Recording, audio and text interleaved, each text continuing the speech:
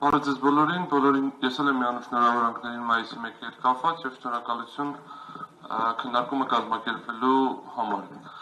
Մի քանի կետի կփորձեմ անդրադարձ կատարել։ Առաջինը սահմանադրական դատարանի որոշումը պետք է ճիշտ ընկալենք, որովհետեւ սահմանադրական դատարանը ուղղակիորեն արձանագրել է ձևավորված պրակտիկայի հակասահմանադրական լինելը։ Անունը ինչ էլ որ գրենք, ընդ սահմանադրական այս ձևով այն ձևով ուղղակիորեն արձանագրել է օրենքով ձևավորված պրակտիկայի հակասահմանադրական լինելը։ Ինչի եմ դա ասում, գործընկերս նշեց, արդեն կան որոշումներ, որտեղ երկար հիմնավորում են ինչի հանցագործության հետ կապ էական չի։ Սա ինչի է շատ կարևոր, սա կոչ է բոլոր դատավորներին, ովքեր գործերը քննում են։ Մի քիչ դուրս եկեք դասընթացների ծավալներից, ինչ որ դասախոսները գալիս միջազգային փորձագետները նկարագրում են, փորձեք օրենքի վերլուծություն անել։ Որովհետև գործընկերս նաև ներկայացրեց 4-րդ մոդելի երկիր, 3-րդ մոդելի երկիր։ Հայաստանի Հանրապետությունը որևէ մոդելի երկիր չի, Հայաստանի Հանրապետությունը երկիր է, որտեղ գործում է որոշակի իրավական համակարգ։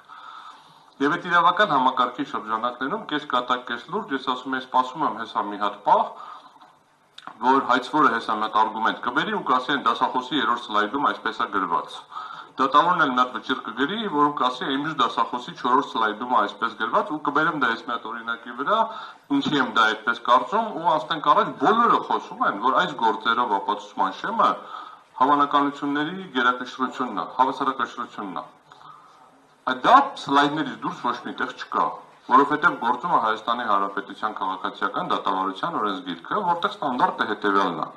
Դատարանը գնահատելով գործում եղած բոլոր ապացույցները, որոշում է փաստի հաստատված լինելու հարցը ապացույցների բազմակողմանի, լրիվ եւ օբյեկտիվ հետազոտման վրա հիմնված ներքին համոզմամբ։ Ուրիշ ստանդարտ չկա, ուրիշ ոչ մի իրավական ակտում, ոչ ապօրինի գույքի բռնագանձման մասին օրենքում, ոչ քաղաքդատում կան պրեզումպցիաներ, եւ քաղաքդատը ունի պրեզումպցիաներ, եւ նյութական իրավական նորմեր ունեն պրեզումպցիաներ, բայց այս պրեզումպցիա կոչվածն էլ որպես պրեզումպցիա չի ձևակերպված։ Այդ պրեզումպցիաները չի լինում, եթե այսպես լինի, ապա այս պրեզումպցիան կգործի։ Գործում է ինչ որ պրեզումպցիա, ինչա պրեզումպցիան։ Սա ձևակերպում է, որ ասում համարում ենք այդ փաստը հաստատված կամ հերքված, քանի դեռ հակառակը չի ապացուցված։ Հիմա բոլորը խոսում են այ որ ինչ որ ուրիշ ստանդարտ է գործում։ Վենետիկի հանձնաժողովը երբ որ կարծիք է գրել սահմանադրական դատարանի դիմումով, նաև մատնանշել է հենց այս հակասությունը, ասել է այս նման գործերով ցանկալի է որ լինի այսպիսի ապացուցման ստանդարտ, բայց այդպեսին չի։ Ավելին Հայաստանի Հանրապետության վճռապետ դատարանը մի շարք գործերով արձանագրել է, որ ենթադրության հիման վրա դատարանը չի կարող որոշում կայացնել։ Ընդ որում ես դեմ չեմ որպես քաղաքացի եւ որպես փաստաբան, որ այս ստանդարտը քաղաքացիական գործերով հաստատվի։ Այո, ում ապացույցներն էին ավելի շատ, ում արգումենտներն էին ավելի համոզիչ։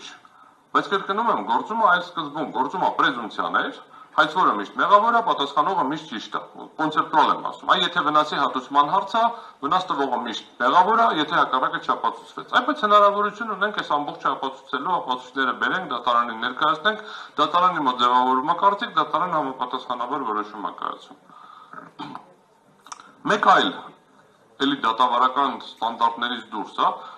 քննարկվում է, որ դատարանում պետք է լինի փորձագետ հաշվապահ կամ ինչ-որ տնտեսագետ, ով պիտի կատարվի հաշվապահություն։ Սենց իմ ուղեղում որպես իրավաբանի դա սենց սկսում է բանալ, սենց չտեղավորվել ոչ մի ձև։ Այդ նույնն է ոնց որ ասենք դե քանի որ շինարարական գործեր են անում, դատարանում պետք է մասնագետ, ով որ պետք է գա ինչ-որ շինարարությունը բացատրի, մեկը պետք է գա տնտեսագիտությունը բացատրի։ Իրականում դրա համար քաղաքացիական դատավարության օրենսդրությունը շատ վաղուց լուծել է հարցը, ասում եթե հարց կա, որի համար հատուկ գիտելիք կա, խնդրեմ դիմեք փորձագետի։ Ու դատարանը ունի փորձաքննություն նշանակելու իրավունք։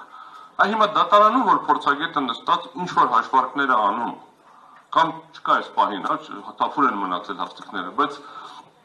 եթե լիներ, այսինքն դա ինչ է լինում, դա ինչ դատավարական գործողությունն է, դատավարական գործողությունների մեջ որտեղ է տեղավորվում, չկա։ Հիմա վերադառնամ ձեր հարցին, ինչի ես ասում, որովհետև իրականում մեր մոտ այս մոդելի երկիր ձևակերպումը պրոբլեմատիկ է, կարող են լինել, սա շատ կարևոր է, մոդելներ, որտեղ գույքի բռնագանձումը կապ չունենա հանցագործության հետ, բայց չի կարող լինել մոդել, երբ որ անձը մեղադրվում է հանցագործություն կատարելու մեջ կամ կապ ունի հանցագործությունը, դրա հիմքով սկսենք ստուգել իրեն, ուզում եմ ուշադրություն հրավիրեմ, հիմքը գործը ուսումնասիրությունը սկսելու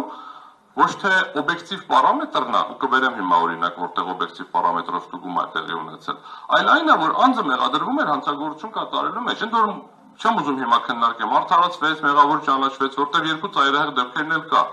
Արդարացվեց հանցադեպի բացակայությամբ, ասում է, չէ, մեր մոտ հանցադեպի, այսինքն հանցագործություն չի տեղի ունեցել, ոչ թե անձը չի կատարել հանցագործությունը, ոչ թե ժամկետն է անցել, ոչ թե այլ հիմքեր կա, այլ հանցագործության փաստն է հերքվել, նախկին քրեական դատավարության օրենսգիրքը նման հնարավորություն տալիս է, նորում մի քիչ ավելի փոխվել է եւ հանցադեպ հանցակազմի ձևակերպումները փոխվել են, ուղղակի ձևակերպումը տրված է անձը չի կատարել հանցագործությունը։ Անձը մեղադրվում էր ինչ-որ հանցագործություն կատարելու մեջ, դրա հիման վրա սկսում ենք ուսումնասիրել ու գնում ենք բռնականոնում ենք լրիվ ուրիշ գույք։ Այս սա ինքնին հակասահմանադրական է, դրա համար սահմանադրական դատարանն ասեց, այ եթե ուսումնասիրություն սկսելու հիմքը հանդիսացել հանցագործության փաստը, կներեք, կարող եք բռնականոնել բացառապես, ու այստեղ նորից ուզում եմ ուժեղ կոնկրետ ցիտում է Յորդանովի գործը, հանցագործության արդյունքում ստացված գույք ձևակերպում է։ Կապը ուղիղ-անուղղակի է, ինչ է հանցագործության արդյունքում ստացված գույքը։ Ու ընկալվում է, որ նաև այդ գույքի վերափոխումից ստացված գույքը։ Այսինքն պետք է ուղիղ կապ լինի։ Ապացույցների շեմը կարող է ցածր կամ բարձր լինի ըստ սահմանադրական դատարանի, բայց կապը չեն կարացենք, այն դեմ միած հանցագործություն եղավ, այդ ժամանակահատվածում քո մոտ ինչ որ գույք է հայտնվել, դե ուրեմն այս գույքն է։ Այն անեկդոտ կար, որ արկղը սևա մեջ է, ուրեմն դեղին է, եթե արկղը քառակուսիա մեջ է, ուրեմն կլոր է, եթե կլոր է ու դեղին է, ուրեմն լիմոն է կամ նարինջ է։ Հիմա անդրադառնանք ինչ պետք է լինի։ 4 տարի, 3 տարի անընդհատ բարձրաձայնել ենք, ընդ որում բարձրաձայնել ենք մի անգամ, հետո մի հատ նոր որոշում ա կայացրել, վերցրել եկել ենք, ասենք, վայ, տեսնում եք, մենք ասում ենք մի հատ կայացրեց,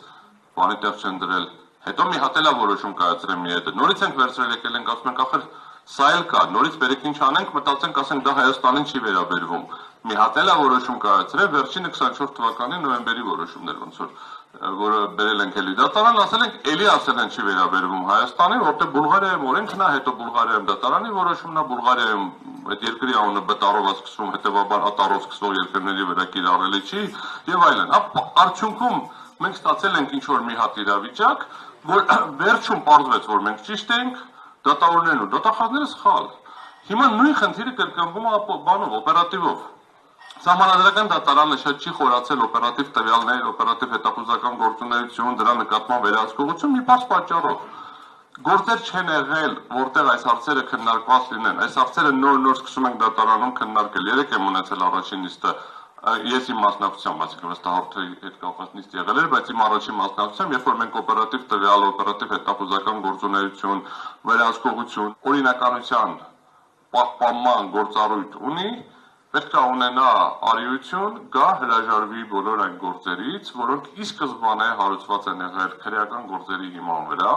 եւ որոնցով քրեական գործի հետ կապը իրենք չեն տեսել, որտեղ իրենք 5 տարի 20 թվականից մինչև հիմա իրականացրել են ապօրինի տեղեկատվության հավաքում մարդկանց վերաբերյալ։ Ապօրինաբար երկարացրել են ուսումնասիրության ժամկետները, ուսումնասիրել են ինչ-որ գույքեր, ուսումնասիրել են մարդկանց բարեկամների գույքերը, հարազատների գույքերը, նաև այդ հարազատների գույքերը այն ժամանակ, երբ որ դեռևս բարեկամ եւ հարազատ չեն եղել։ Ուսումնասիրել են ընկերությունների այլ գործընկերների գույքերը, երբ որ այդ մարդիկ պաշտոնատար անձ կամ քրեական գործի հետ կապված չեն եղել։ Սա ֆունդամենտալ խնդիր է, որ մենք պետք է իրականում անցալենք եւ դատախազությունը հիմա պետք է սկսի